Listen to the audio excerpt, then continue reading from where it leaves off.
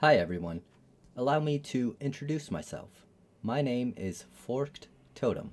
That's spelled Porquedtotem.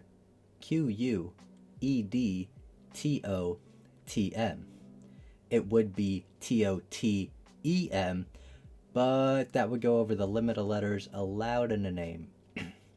So, this is the best I can do for now, but more on that later. Now, I know Classic is coming to an end, and TBC is literally right around the corner, just a few days away. But I wanted to kind of give my thoughts and opinions on Vanilla Enhancement Shaman and kind of shed a little bit more light on them and take away from the memery. So, if you have not guessed from the title of the video, or my name, I play a shaman, and more specifically, an enhancement shaman. And the only meme spec I recognize is the shaman tank.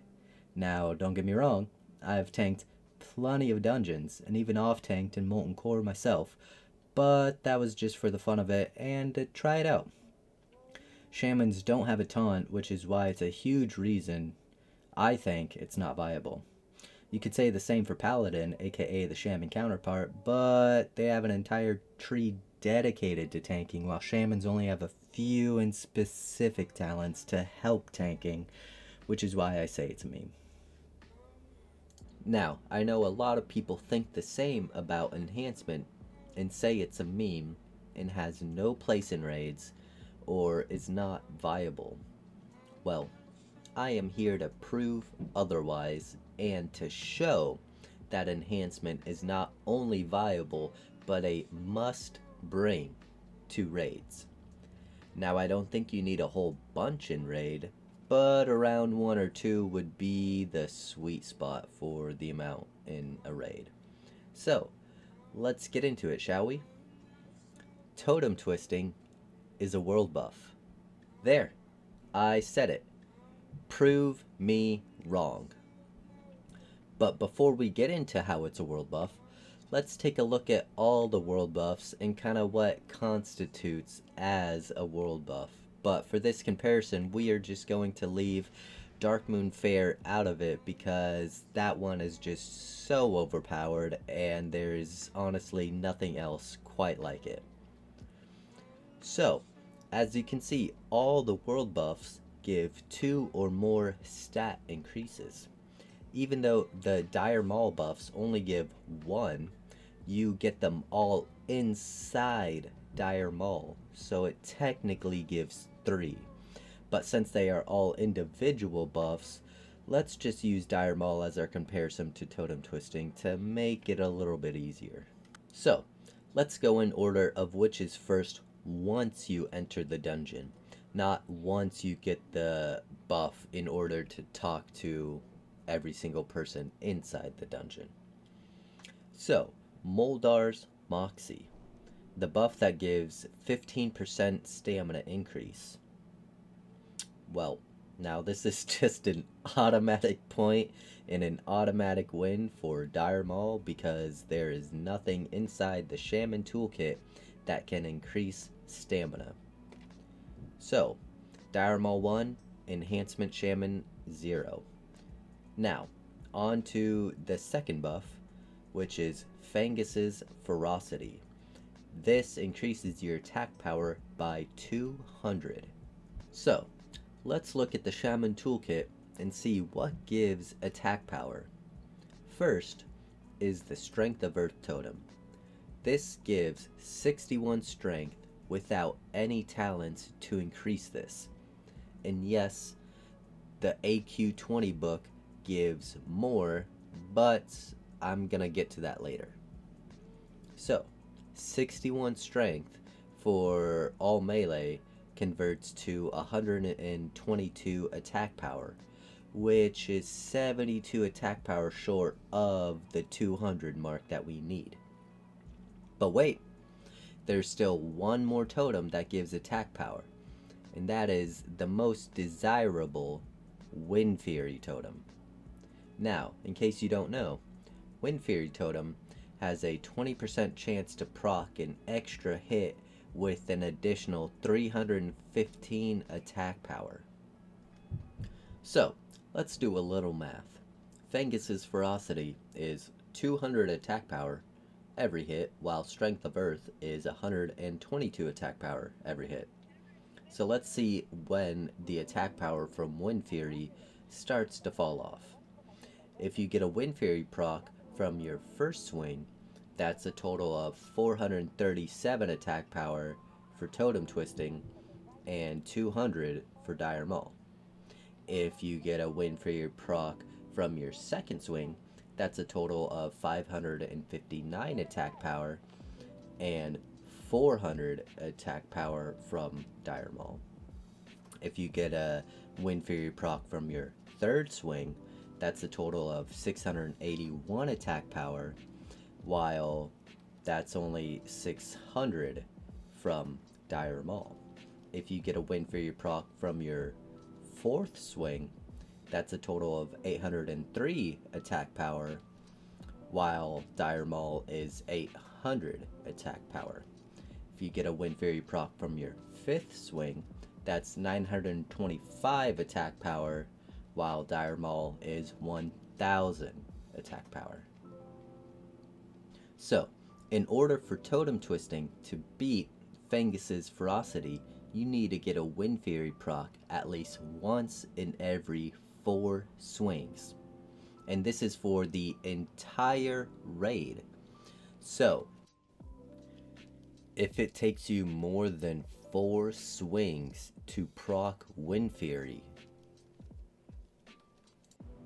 well, you, my friend, have the worst luck I have ever heard of and should probably stop playing melee and switch to a caster or healer class. So we're going to give that point to Totem Twisting. For now. And trust me, I'll explain more of that in a minute. But let's just move on to the tiebreaker. Slipkick's Savvy is 3% crit for spells, while Grace of Air is 67 agility, which for melee converts to 3.35% melee crit. Now I understand one is for spell crit and one is for melee crit, which are two completely different things. So we are just going to look at the increase to crit chance in general and ignore the fact of whether it's for melee or spell, because that's not really important for this comparison. So that means this is an automatic point and win for Totem Twisting. Now, I'm gonna go quickly back to the reason why Wind Fury still gets a point, because I'm sure some of you are scratching your head or mad or confused as to why I said it got a point. So let me clarify that a little bit. This is because we still have not put any talent points in improved totems. And this is before grabbing the new rank or the new spell book from AQ20. The same goes for Grace of Air. Those numbers are before you talent it and get the new rank. So with the talents and new rank of spells, Strength of Earth gives 88 strength. And that would equal 176 attack power. This means it would increase the number of how many times you can hit without proccing Wind Fury and still beat Fengus's Ferocity. So now, instead of needing to get a Wind Fury proc 1 in every 4 hits, you need to get a Wind Fury proc 1 in every 8 hits for the entire raid. So it doubles the amount that you need in order to beat Fengus's Ferocity. And once again, I'm going back to what I was saying before. If you cannot get a Wind Fairy proc once in every 8th hit for the entire raid, then you have probably the worst RNG I have ever heard of and should probably play a different class. So, with the increase from talents in the AQ 20 book, Grace of Air gives around 4.45% crit, which again just widens the gap even more.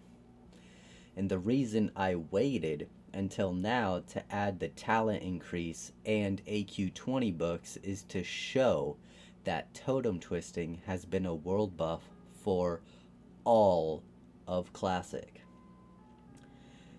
So, this is for any and all guilds who require or highly recommend world buffs from everybody in their raid. Doesn't it seem a little hypocritical that you require and highly recommend world buffs, but you don't want to take an enhancement shaman? Now, I realize it's only one group that is going to be affected by this per shaman that is totem twisting, but that still does not take away the fact that it's a world buff.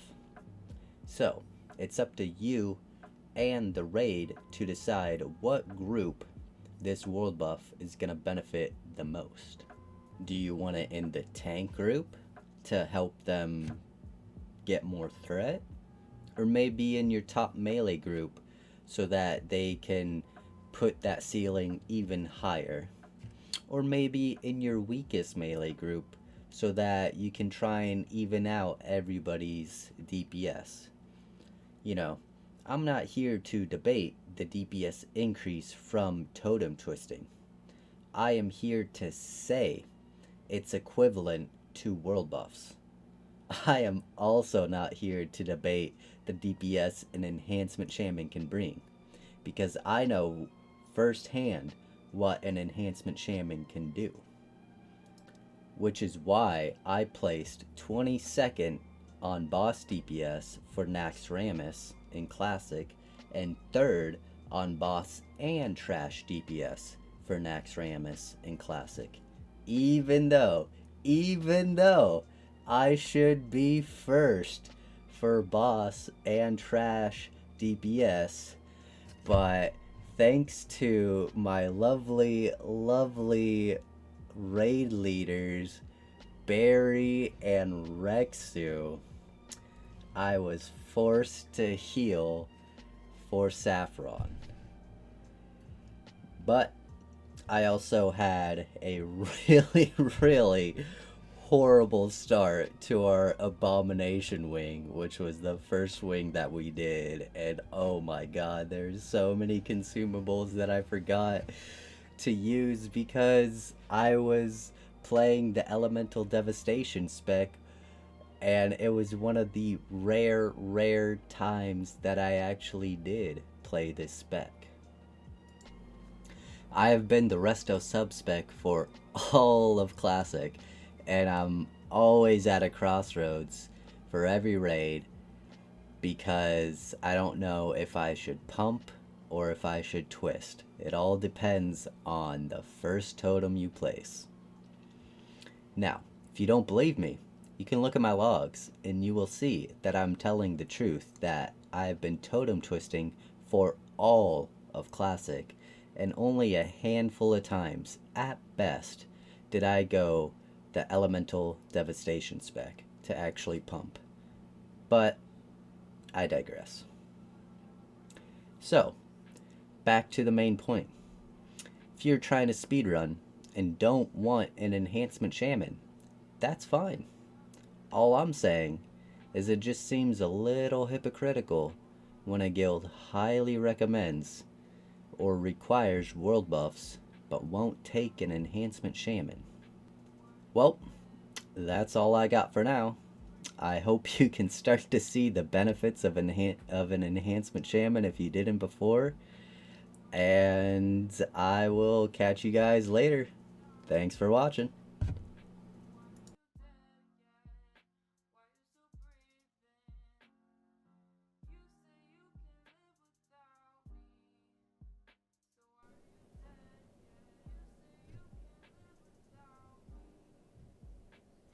Oh my gosh. Hey, you're still here. What are you still doing here? Oh, wait, that's right. I never fully explained my name. 'Cause forks and totems don't really go together. They are completely different things. Well, what if I told you there's a rhyme and a reason to this name? Would you believe me? I'm curious to see if anybody can figure it out, and I am willing to pay $200 to anybody who can. Now, I know this is not a lot, and to be quite honest, I wish I could offer more, but at the moment, I'm kind of under a tight budget, so this is the best I can do. But hey, if you pay $15 a month for your subscription, that's 13 months free with a little extra change. It's not a bad deal for playing a little guessing game, if you will. So, let me explain the rules real quick. First, what is the definition of this name? Second, what is the application of this name? And third, what is the reason of this name? Now, you can guess as many times as you want. If you could just please leave all your guesses in the comments below and try not to guess or comment on anybody else's guesses. And if you have a new guess, comment on your own comment. Now, don't get me wrong, I'm sure that seems incredibly daunting at first, but trust me, all you need to figure this out is a little bit of game knowledge about shamans and what they can do, and to be able to think just a little bit outside the box. So, in case you don't know, this is going to be the first video of a mini series on vanilla shaman that I am going to be doing and will be putting out in the next few weeks. And in all my videos, including this one, there I am going to be placing hints to help you guys out, to make it a little less daunting and to kind of, hopefully, if you can get it, push you in the right direction to see if anybody is able to get this. And so, with the video miniseries that I am going to be doing, the very last one is going to be the reveal of my name and the winner of this competition. So, that's actually all I got for now. And all I can say is good luck. And I am excited to see what you guys come up with. Alright. I'll talk to you later and probably see y'all in TVC. Let's go!